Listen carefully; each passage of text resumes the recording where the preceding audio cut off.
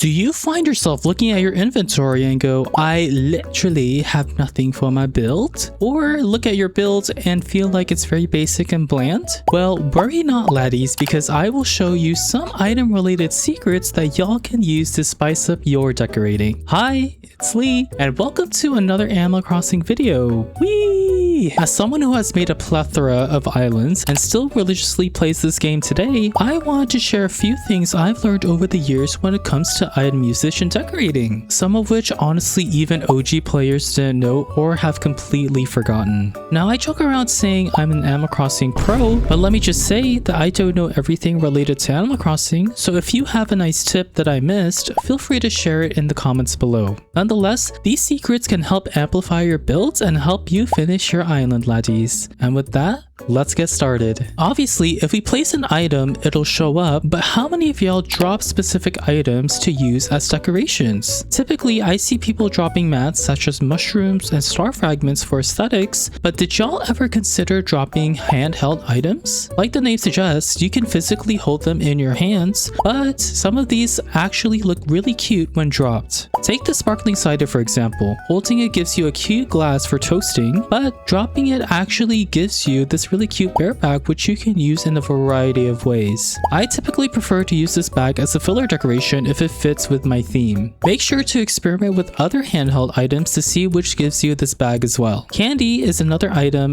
that can be dropped to make cute decorations. It looks really nicely when placed along with other food, but it is just a little annoying to work with because they are big ant attractors. Now, this pocketbook when placed can make for a really cute small book if you don't like the look of the regular book item, but dropping it makes it look like a lost item that you can actually put in your storage instead of returning it to its owner. Furthermore, let's not forget about using wallpaper and flooring. Dropping these gives you the opportunity to make a little market situation where you're selling all sorts of goodies. Now, we all know houseware items are usually big items that have to be placed on the ground. However, did y'all know that some of them can actually be placed on top of surfaces? Now, I don't know if this was intentional by the devs, but it's been like this forever, so here are some things that act like miscellaneous items. The wooden box is a great item because of its height and versatility. My favorite thing to do when it comes to this item is to stack them together like this, which honestly some people didn't even know was possible. You can also put a custom design on them for a little bit of pizzazz. Now, although you can technically put wooden boxes on top of items, I personally prefer to use them as surfaces just because of their height. One exception is using it in combination with the cage cart. I do enjoy how this combo looks, and I love to use it in builds that are related to delivery. Similarly, the glowing moss stool is another cute item that you can place on top of other furniture. While it is cute to use as a stool, I actually prefer putting it on top of the glowing moss boulders. This way, they look like little candy gummies. In the same logic, some miscellaneous items can be placed on the ground as surfaces. Because you usually can't stack things on top of miscellaneous items, this feature is often overlooked, but it is very handy when it comes to these specific items. Like the wooden boxes, you can stack cardboard boxes on top of each other, but instead of using them as surfaces like the wooden box, I actually prefer to use them like the miscellaneous items they are because they're just so small and cute, like me.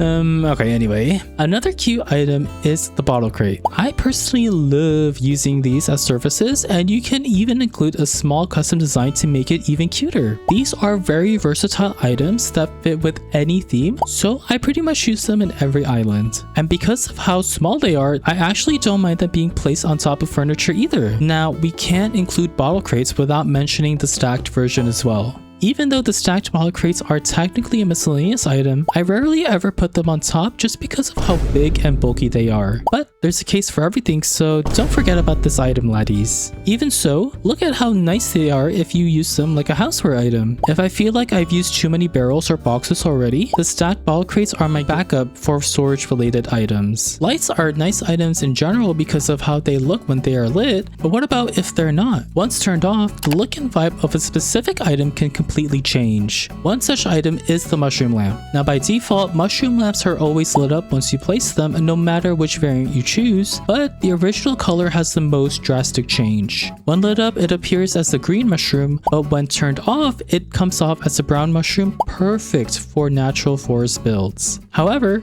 it is important to note that some lights are not toggleable. some lights only turn on at night. For example, the garden lantern is an item which depends on the time of day to be lit. I always hated this about the garden lantern just because I would love to put these around a path to have some lighting, but since I usually decorate during the day, I rarely see them turned on. At least they're still aesthetically pleasing, unlike these items, which should never see the light of day in my opinion.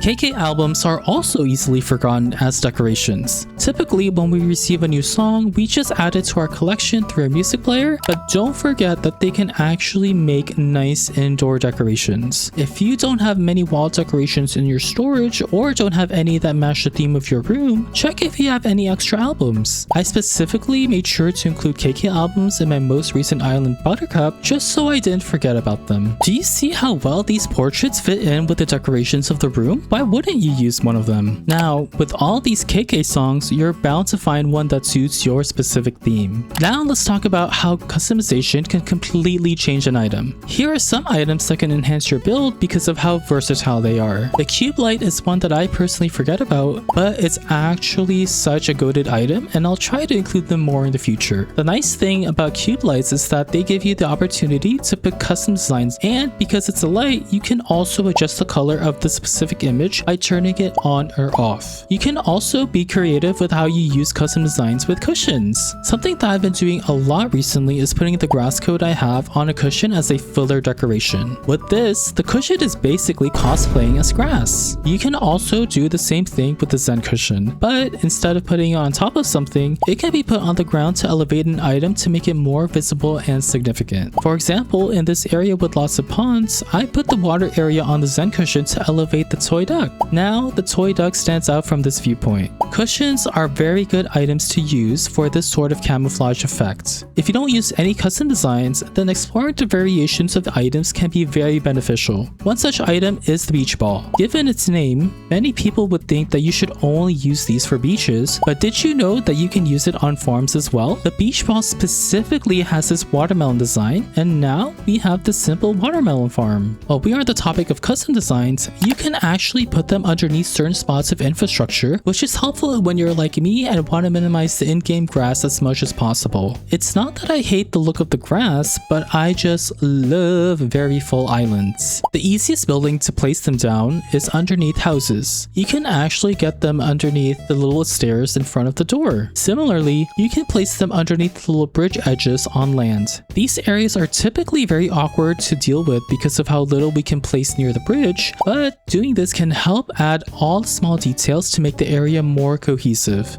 And now for the hardest building to place a custom coat under, the campsite. This one is especially hard to place that people often don't even try or simply forget about it. It honestly takes me a few tries to get it down, but by using your phone and standing at a specific angle, you can most definitely place a custom design underneath this campsite sign and make it look less bland. Now, I'm not sure if it's possible to add one through the Island Designer Path tool, but using your phone is definitely easier. Speaking of using your phone to place custom designs, most people don't know the actual order in which custom designs are placed. So here's a quick little guide on how to actually do it. The actual order isn't based on the tile, but where your character is facing. So for simplicity, I'll explain it as if your character is facing the front. The first place will always be the center tile, aka the tile your villager is standing on. The next tile is going to be the top center, then the top right, and top left. And from here, the horizontal pattern stays the same with the right tile being prioritized, but now it just shifts down a row.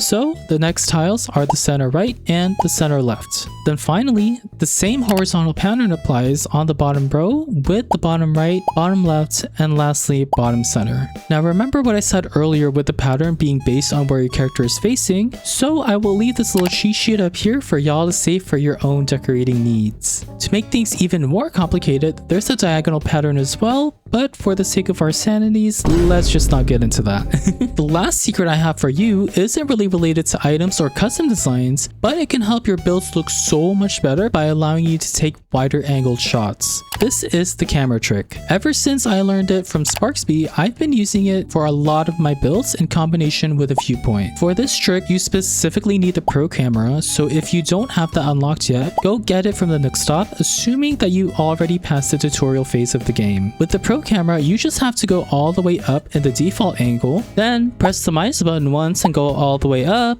then press the minus button twice and go all the way up from there. By doing this trick, you're able to get a higher angle, which in turn translates into a somewhat wider angle as well by increasing your overall POV. Here's a comparison with the same view with and without the camera trick. Of course, the regular camera is sufficient enough to get good photos, but having this in your back pocket will let you get amazing perspective views whenever you need. And that's pretty much it, laddies. It always amazes me whenever I do some of these on stream and people tell me that they never knew about it even though they've been playing this game for a while. I know there was a lot of information in this video alone, but if I missed an item hack or secret, then feel free to leave them in the comments below. I would love to learn about them and apply them to my own decorating. Now, I do have more decorating tips videos planned in the near future, so if you're interested in that, then subscribe and join the family. I do stream myself decorating on Twitch, so come through to watch me do these hacks in action and enjoy the cozy vibes. And with that, thanks for watching and I'll see you on the next one.